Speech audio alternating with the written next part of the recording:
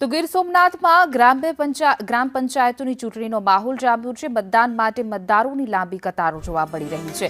વેરાવળના સીડોકર સામે મતદારોમાં ઉત્સાહ છે। ગ્રામ્ય મતદારોમાં લોકશાહીના પર્વનો ઉત્સવ જે છે તે જોવા મળી રહ્યો છે। ઉત્સાહ પણ જોવા મળી રહ્યો છે। ગીર સોમનાથ ગ્રામ પંચાયતની ચૂંટણી માટે મતદાન પ્રક્રિયા છે વહેલા સવારથી 7 વાગ્યાથી થઈ રહી છે। શાંતિપૂર્ણ માહોલમાં લોકો મતદાન કરી રહ્યા છે, જેમાં જોઈ શકાય છે વહેલી સવારથી જ કતારોમાં લોકો જોવા મળી રહ્યા છે। એક તરફ વરસાદી માહોલ છે તો બીજી તરફ લોકોમાં ઉત્સાહ પણ એટલો જ જોવા મળી રહ્યો છે। ગીર સોમનાથના ગ્રામ પંચાયતની ચૂંટણી માટે મતદાન।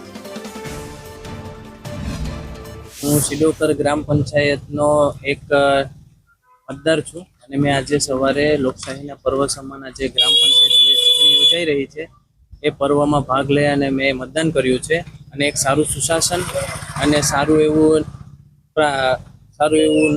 નેતૃત્વ મળે એના માટે મેં મતદાન કર્યું છે અને સારા સરપંચને ચૂંટાય અને લોકશાહીના પર્વમાં સૌ કોઈ ભાગ લે એવી હું અપેક્ષા રાખું છું। આજે મતદાનનું હતું એટલે મતદાનનું પર્વ તેમાં મારું મતદાન નાખી અને કર્યું છે બરોબર। અને આ મતદાનમાં સારા માણસો આવે, સારું સુશાસન આવે અને સારી કામગીરી થાય એટલે હું બધા ગામ લોકોને અપીલ કરું છું કે બધા પોતાનો મતનો અધિકાર મતદાન મથકે જઈને આપે।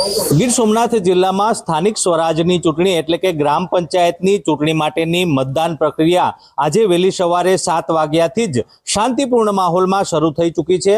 આપ જોઈ શકો છો તે પ્રમાણે જે ગ્રામ્ય વિસ્તારના જે મતદારો છે તે લોકશાહીના આ પર્વને ઉજવવા માટે ઉત્સાહમાં જોવા મળી રહ્યા છે। આપ જોઈ શકો છો કે કેટલી લાઈનો વહેલી સવારથી જ મતદાન મથકો ઉપર લાગી ચૂકી છે। આ મતદાન મથકો ઉપર જે મતદારો છે પોતાના લોકશાહીના મોલામાં મળેલો જે અધિકાર છે તે અધિકારનો ઉપયોગ કરી રહ્યા છે અને જે ઉમેદવારો છે તે ઉમેદવારોનું ભાવિ મતપેટીમાં હાલ સીલ થઈ રહ્યું છે। ગીર સોમનાથ જિલ્લાની વાત કરવામાં આવે તો 63 ગ્રામ પંચાયતોમાં 54 જેટલા સરપંચો તેમજ 332 જેટલા જે વોર્ડ સભ્યો છે તેના માટેની જે મતદાન પ્રક્રિયા હાલ શરૂ થઈ ચૂકી છે। ગીર સોમનાથ જિલ્લામાં શાંતિપૂર્ણ રીતે મતદાન થાય અને ન્યાયિક અને તટસ્થ મતદાન થાય તે માટે પોલીસ તંત્ર દ્વારા પણ ચુસ્ત બંદોબસ્ત ગોઠવી દેવામાં આવ્યો છે। એટલે કહી શકાય કે આજે વહેલી સવારથી જ જે ગ્રામ્ય મતદારો છે તે ઉત્સાહપૂર્વક મતદાન કરી રહ્યા છે। રાકેશ આહિર, સંદેશ ન્યૂઝ।